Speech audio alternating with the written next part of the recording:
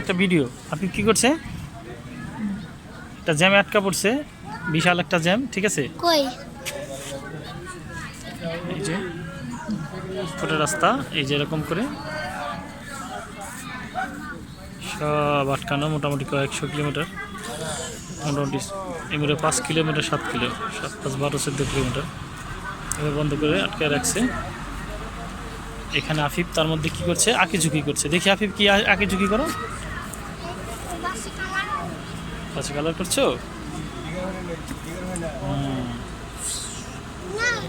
এদিকে একটা কোথাও আসছি আমরা